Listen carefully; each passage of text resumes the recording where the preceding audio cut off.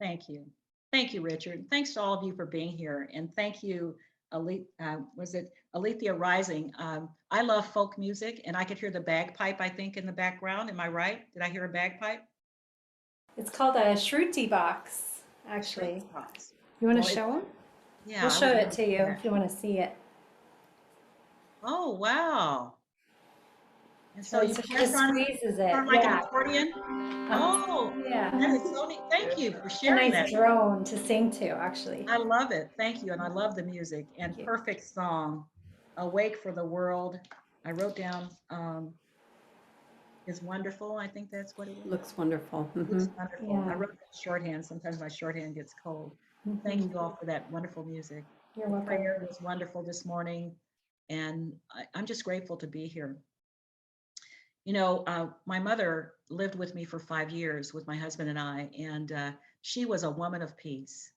I don't know anybody who was more peaceful than my mother. She loved being in the center of peace. And whenever her eyes were closed and I'd say, Mom, are you okay? She said, I'm just praying and meditating. And that's how she lived her life. Ram Dass said, we're all just walking each other home. And I'm glad that the woman who watched me take my first steps and helped me learn to walk, let me walk her home. The last words she said to me when she no longer, before she was no longer able to speak in her last few weeks, I had to get really, really close to her to hear what she was trying to say. I thought she wanted something. She had stopped eating. She would barely take in any water. For 5 weeks, she went without any food before she finally closed her eyes and for the last time. And she whispered to me, I just want to go home. So, that's what we're all here for. We're all just walking each other home. And when we get that, we will have peace. We will know peace because none of us is going to get out of here alive. And you never see a hearse pulling a U-Haul. So whatever you have, you're going to have to leave it behind and you're going to have to move forward in your life. We can't get there without each other. Someone has said we're all angels with one wing and we have to embrace each other in order to fly. So I'm going to give you my wing today and hopefully I have your wing and all of us are going to fly and fly higher.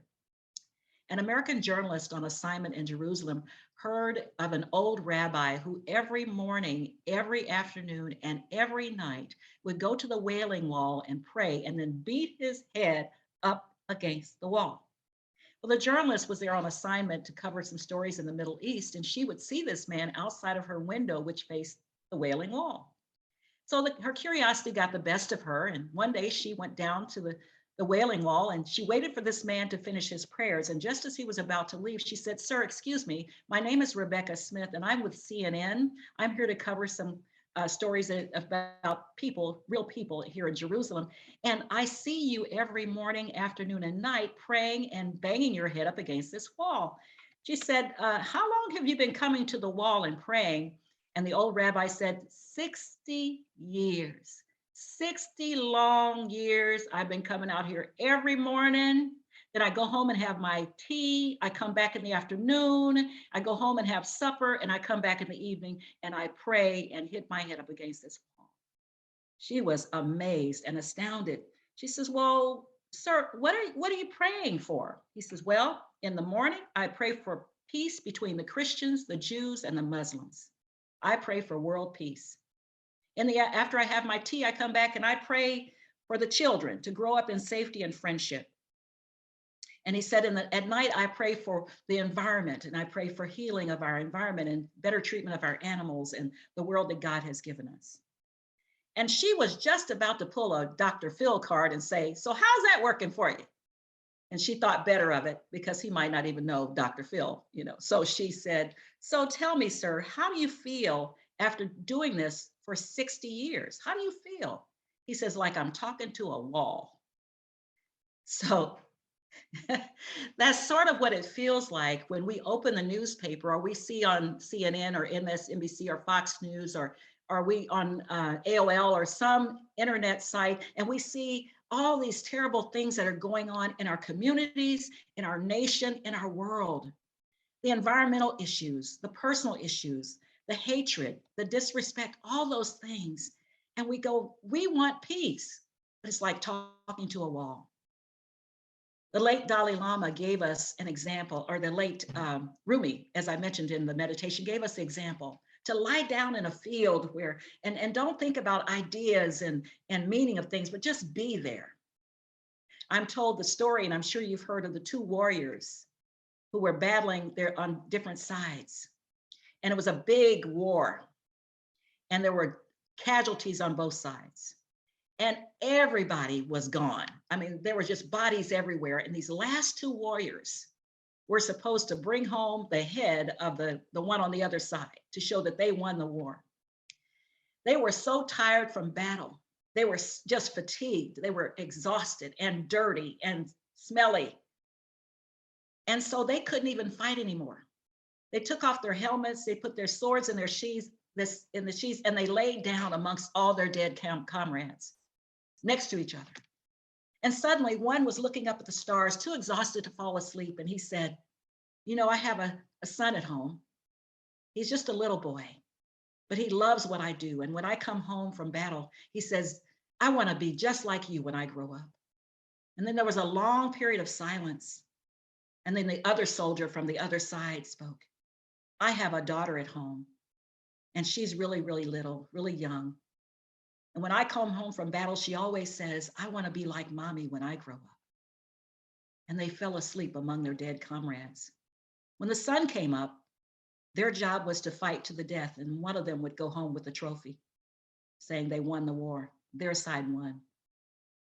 But they took a deep, long look into each other's eyes, and they took their swords and put them back into the sheaths, and they each turned and went their separate ways home.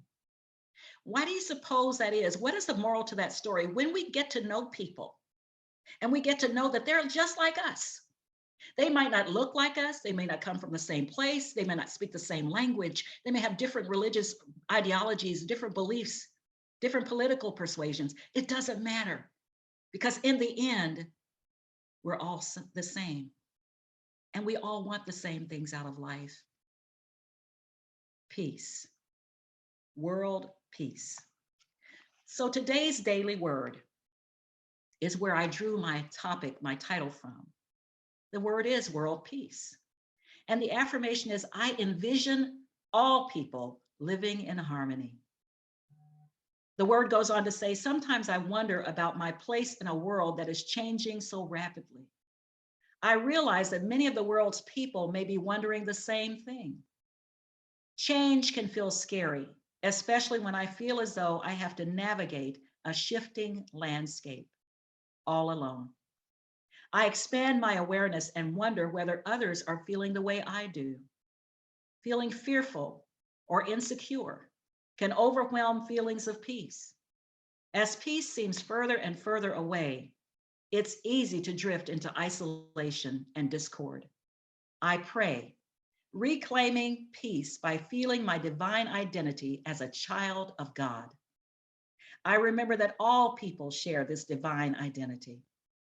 I include all the world's people in my prayer, envisioning us coming together in harmony to create a peaceful world.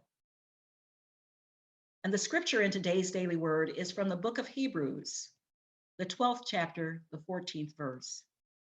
Pursue peace with everyone and the holiness without which no one will see the Lord. Pursue peace with everyone and the holiness without which no one will see the Lord. When I think of this word, this world peace, I think we are the world. Whenever I'm working on a sermon, I hear music.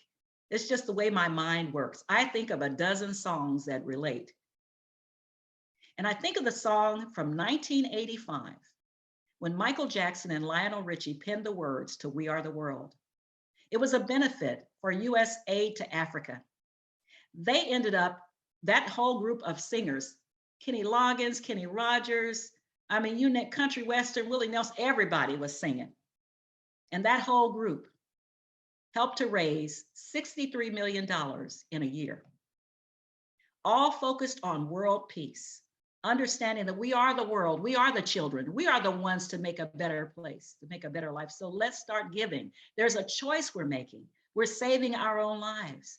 It's true, we'll make a better world, just you and me, just you and me.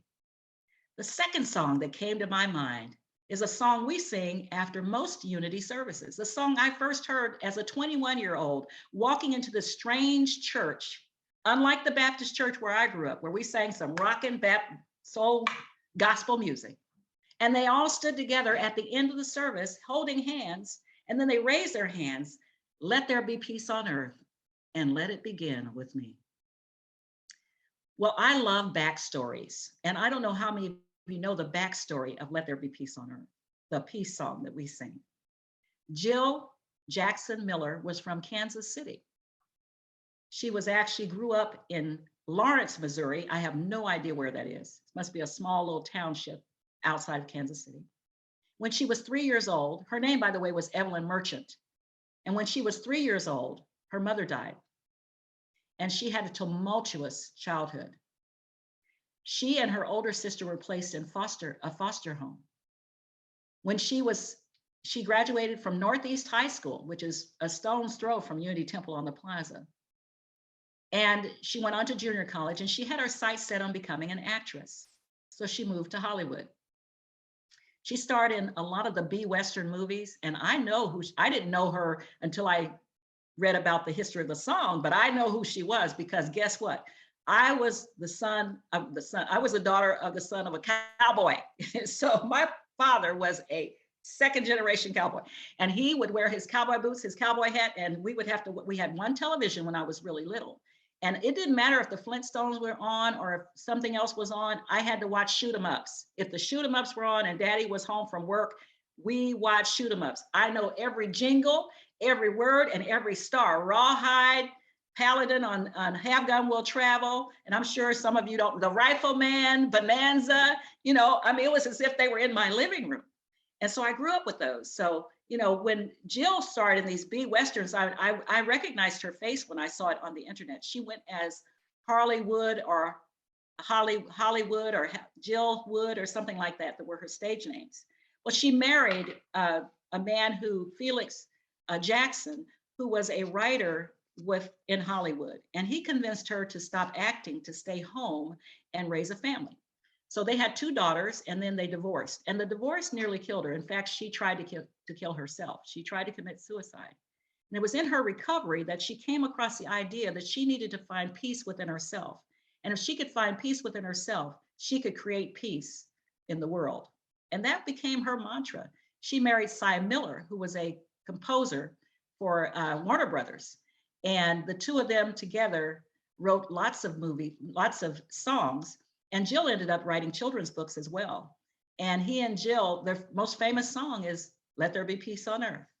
In 1955, some teenagers from different parts of the country at a retreat in the mountains in California began singing the song, and they took it back to their home churches. It started to spread. I don't know when Unity started using the peace song as part of our services, but then it spread all over the world, and it's sung in almost every language you can imagine.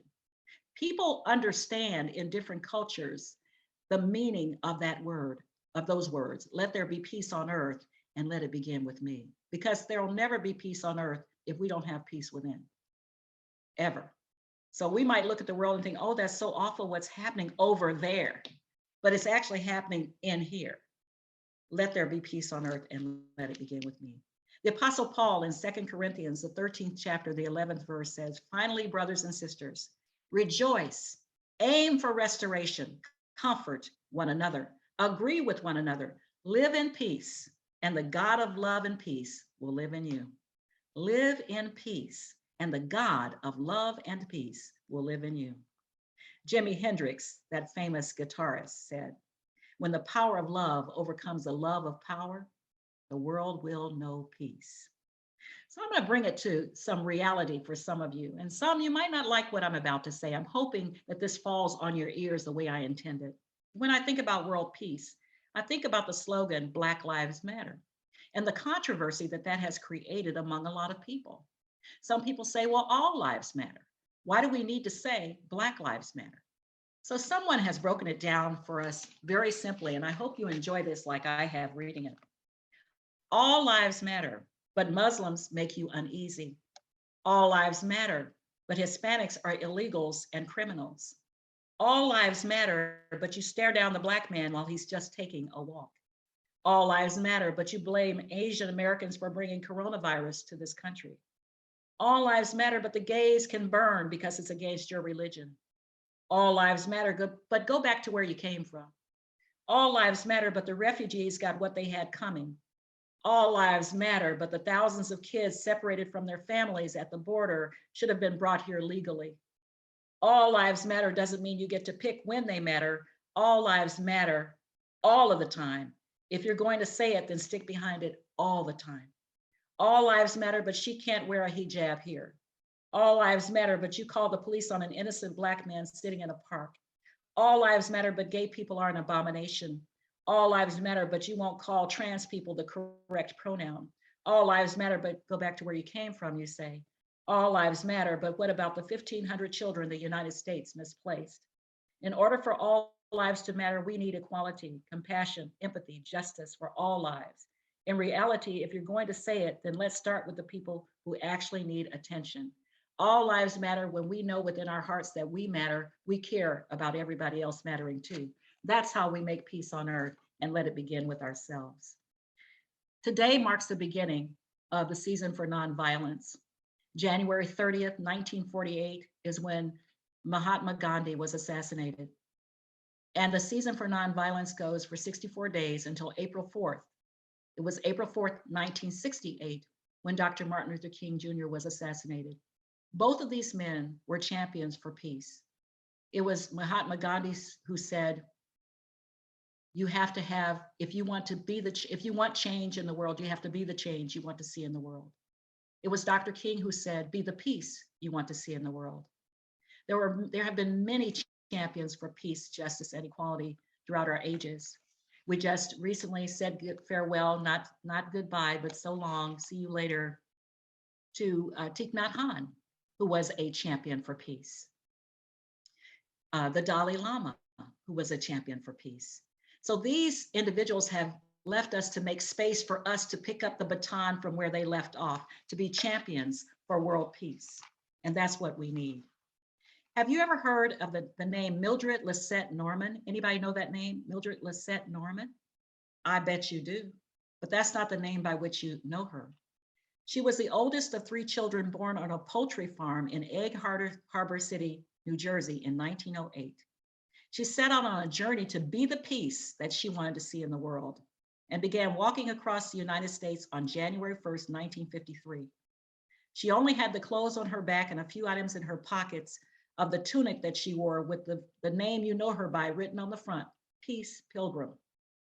She walked 25,000 miles on foot for peace. No organizational backing, she carried no money, and she wouldn't ask for food or shelter. She took a vow to remain a wanderer until mankind has learned the way of peace, walking until given shelter and fasting until given food. On her 7th cross-country journey, she died in a car accident on her way from Chicago to a speaking engagement on July 7th, 1981. In the book about her, Peace Pilgrim, Her Life and Work, in her own words, she writes, and I quote, "In order for the world to become peaceful, people must become more peaceful. Among mature people, war would not be a problem, it would be impossible. In their immaturity, people want at the same time peace and the things which make for war. However, people can mature just as children can grow up. Yes, our institutions and our leaders reflect our immaturity. But as we mature, we will elect better leaders and set up better institutions. It always comes back to the thing so many of us wish to avoid, working to improve ourselves, finding that peace within. Let it begin with me." That's what the Peace Program was saying in that quote. We are the world. It's not us and them, it's just us. We are the world, and peace begins with us. So during the next 64 days, during this season for nonviolence, I invite you to set your intentions on finding ways, even little ways, to be the peace, the change that you want to see in the world. Remember January 30th, 1948, and April 4th, 1968. In Jesus' times, he taught that nothing is impossible if we have faith, and with enough faith, we can create world peace. He demonstrated this in the book of Mark. It's actually in three of the Gospels, Matthew, Mark, and Luke, where the disciples and Jesus are on a boat on the Sea of Galilee. And in Mark 4, the 39th verse, the disciples are afraid. Now, these are fishermen. These are seasoned fishermen. And they have fished on that big 5-mile river, Galilee, for many, many years. And they've been through many, many storms. But all of a sudden, they're frightened out of their minds. Now, they don't ask Jesus to stop the storm because they still haven't gained the faith in what he is and who he is and what he does. Even though they walk with him everywhere and see what he's doing, they still don't have enough faith to say, Master, would you pray with us? Would you, give us the faith or whatever? They say, what are you doing sleeping? Don't you see it's storming out? Don't you see we're about to die? There's water on the boat. Wake up. Hey, you don't care? Instead of them saying, help us, even though we don't have the faith to help ourselves, they accuse him of not caring. And what does he say? In Matthew 4:40, he says, where is your faith? Have you not been seeing what I've been trying to teach you? Where is your faith? And so with the wave of his hand and just 3 simple words, he calms the sea. Peace, be still. Now we go through challenges every day in our own minds, right? And our own life circumstances. We may have relationship issues, financial issues, health challenges, any number of things can be happening. And we may be concerned about what's going on all around us and in the world, all the turmoil, the dysfunction in our political arena, everything that seems to be going haywire. But we too have the power, if we have enough faith, to create peace from where we are in our own consciousness. And when we create that level of peace within, everyone around us gets that peace. We emanate the peace. We excrete peace in everything we do. We walk in peace. Live in peace, and peace will live in you. There are over between 230 and 480 references to peace or some form of the word peace in the Hebrew scriptures, the Old Testament, and the Christian scriptures, the New Testament. And we know that that book is a textbook. The Fillmores refer to the Bible as a textbook, one of many textbooks, not the only, the textbook for how to live our lives abundantly. It is about human consciousness and our evolution from Genesis, which means beginning, to Revelation, when we have these aha experiences in life and we get to start over, and we get to keep starting over till we get it right. So we don't have to keep doing the same things over and over and expecting different results. If we know that what we've been doing has not been bringing about peace in our own minds, in our own lives, with our own families, with our own friends, with our own church, in our own community, we got to start there. We have to start where we are, bringing that consciousness of peace.